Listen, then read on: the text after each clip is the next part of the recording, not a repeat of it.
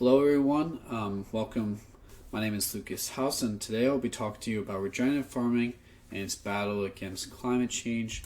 I would like to specifically welcome John R Tyson, who is the Executive Vice President, Strategy, and Chief Sustainability Officer at Tyson Foods. Tyson Foods being one of the largest protein producers and the largest protein producer within the United States, produces 20% beef, chicken, and pork in the United States. And you can see the amount of sales that they see within 2020. I just want to direct this to you, as you've read already my letter of inquiry, just how regenerative farming can bring about more profit to your company for a company that's already this large, and also how you guys have already looked more to sustainability to greater increase your goals and achieving them even better than your guys are already doing. So what can be achieved through this regenerative farming? Just an increase of profits, increase of overall sustainability, and then an increase of soil health as a whole. So today I'll be covering just the problem of climate change, how that is just affecting farming and specifically the population with farmers. Then I'll be going into just how we'll be addressing the problem with regenerative farming and models of success of regenerative farming that we can look to. And then after that, I'll be finishing off with my plan of just being able to install regenerative farming into Tyson Foods, and then the final cost of it all. So the problem, climate change. Everyone looks to climate change as just global warming, but there's actually a lot more to climate change than just global warming, with a lot of change of just overall weather patterns and averages, and to greater change just the humidity and dryness of each climate. So within this climate change, you have the change in weather. So you have even increase of heavy rainfall events that actually are the most devastating weather extreme that the world sees, with serious implications for environmental systems and social activities. Actually, flooding is the most costly of all natural events to be happening around the world. So you'll have a lot of money to be able to fix and repair just what happens from the effect of heavy rainfall events around the world. But how does this directly affect the soil? So this all depends specifically with the climate, how climate change affects each different climate. So first I'm going to be looking to more a humid climate of Japan. And during their Bayou season, this is their rainy season in the spring. They've been experiencing a lot more extreme rainfalls, which actually have turned to more soil erosion and loss of nutrients within the soil. So because of these extreme rainfall events coming from climate change that they've seen over the past years increase, it has actually led for a greater loss of soil, and then having the soil not be as rich as it was before. And then as we look to a more arid climate, we can look to Tunisia, where they have been increasing temperature, decrease in rainfall, and an increase of evapotranspiration. With all of this, this could be more related to just like the western part of the United States. Through that, they've been seeing more droughts, less rainfall, and actually the soil losing its water even faster than it was before. And so through climate change, you have seen the soil be able to actually run off in the more wet and humid climates, and then drying out a lot faster and losing its its water through that way within the more drier and arid climates. So who is affected by this? Directly, it's the farmers. The farmers will not have been able to pay more money to be able to sustain crops and to be able to have them to live in this time. But also affects the food companies who are distributing them. With Tyson Foods, you want to be able to provide the protein for all your customers and all your buyers. If you're not able to have as much protein as before, you'll lose out on a lot of possible profits that you guys could be seeing. So next, I'll be going over the next the part where you're able to combat this climate change, which is regenerative farming. So what is regenerative farming? Really what it is just an increase of vegetation cover, less soil disturbance, more diversity of just plants, and then a greater efficiency of nutrient and water use, and then restoring microbial life. So vegetation cover, the idea is to be able to have a crop constantly on a plot of land. So when you harvest a crop, to have crops still there that are able to just bring back the organic nutrients into the land. And with that, you'll have less soil disturbance, so less tilling, less plowing of the land. And then with your crops, there's greater diversity within it. So not just having cash crops or one specific crop that you're growing, but actually other crops be able to provide specific nutrients that the crop that might be going back to the land may not be able to provide. And then efficiency and restoring is a little bit more self-explanatory, but with just efficiency, just greater efficiency within your just use of water, and then for restoring, just bringing back microbial life to the soil. So how have we seen this be successful within the world today?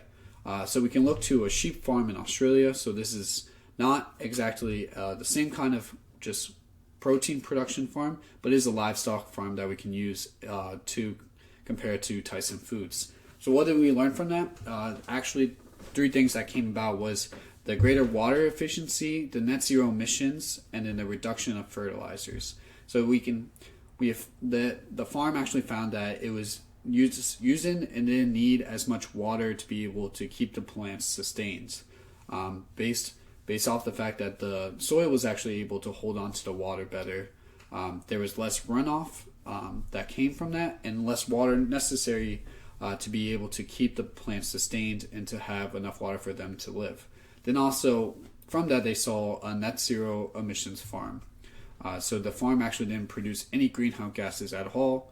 You constantly hear about livestock and how just through their cow farts and the methane that is released into the air and the atmosphere, because of regenerative farming, it actually made the soil a carbon sink that was able to absorb all the air that went, all the greenhouse gases that went into the air, and bring it back into the soil, and causing for it to become a net zero emission farm, which is very exciting, especially within climate change, and to not add any more while keeping the farming aspect to it. And finally, there was a greater reduction of fertilizers. This was mostly because of the increased organic nutrients that went into the land. Because of the increased diversity, there was not a need for fertilizers, and because of that there was less money spent overall on fertilizers. Something that can also come from regenerative farming is just the marketability of it, through word of mouth especially. So word of mouth is just being able to have your clients and those who buy from you speak on your company well or negatively. Word of mouth is very important, and it's important to have a positive word of mouth. And through regenerative farming, you can increase your overall word of mouth and what your customers think of your company through the greater sustainable and just healthy views of that regenerative farming is. Also can bring about new clientele. So those who are more environmentally conscious, who only buy from certain companies with certain practices, you can bring about more those clientele who are focused on those environmental conscience views, and be able to bring them into Tyson Foods, so increase already the clientele you have even further. You can use that especially through green marketing. So with green marketing, that has increased over the past, just within this century. With green marketing is to be able to advertise just the overall healthy ways that you've been produced a product, and be able to improve even further your overall views that the company, that people have of the company. And this is just a graph that I wanted to compare of the possible profit that you can get from regenerative farming compared to conventional farming. Excuse me. So one thing you can see is that just overall the net profits is significantly higher on regenerative farming and conventional compared to conventional farming. Then also the cost is less on regenerative farming than conventional farming. So not just the profits are higher, but the overall costs are significantly less between that. You can see a lot of those, a lot of the costs go down because of the amount of fertilizer that is used, and then also you can see that within the amount of corn seed cost that's going into it. So what is my plan for be able to withstand to to put this regenerative farming within Tyson Foods. I call it the 10-year plan.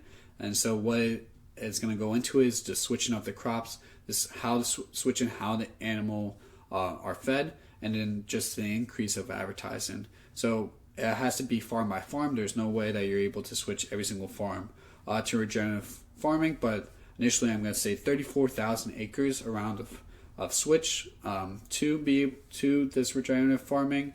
It's just how the crops are raised. Once the crops are started and are built a foundation of regenerative farming, then you're able to switch how the animals feed on this through grazing not just one land, but moving from land to land, so it's consistent feed. And then with that, you'll just have an increase of advertising on the screen, be able to take advantage of the green marketing and the new clientele that you can have. The instant cost will be $4.5 million with 34,000 acres within that. Within the cost, you'll have the studying of the soil, the help of the farmers to switch, and this is the implementation. Studying the soil just to make sure that the switches that you make are working, and that you see how much water and better efficiency as you're doing all of that to make sure you're doing it well and taking advantage of the efficiency that comes from regenerative farming, while just providing equipment for helping the farmers to switch to this regenerative practice. And this with implementation that's just new for the cover seed and just new seeds that will be necessary to be able to provide for the initial feed for that. You also have the advertising costs. Currently, your advertising is around $280 million. I don't expect that to change too much for advertising costs. There might be a slight increase with the initial recording of just green market and to actually make it more well known. But as a whole, I think $280 million will be pretty consistent with how much advertising costs you'll need to advertise regenerative farming. And this, I just wanted to include this for just the possible potential that Tyson Farms could see. So $57 billion is actually the cost for all farms to switch to regenerative farms. This is not going to be for Tyson Foods, but just every single farm to be able to switch. And just to give you an idea of how much it might cost for every single one, but I wanted to include this specifically not for the cost of it, but the possible return that can come from it. So if $57 million was implemented to be able to switch to regenerative farm, based off studies, the return of it will be $1.9 trillion. So you see a very significant profit that comes from the switch to regenerative farm, and though it won't be $1.9 trillion initially for Tyson Foods, you can see that profit coming from regenerative farm. You can see that within your own company to increase the profit that you get from the farming that you do. And so I thank you all for just joining. If you have any questions, feel free to email me at lucas.w.f.house@gmail.com. I thank you for your time, and if you feel free to reach out for any further information. Thank you guys so much.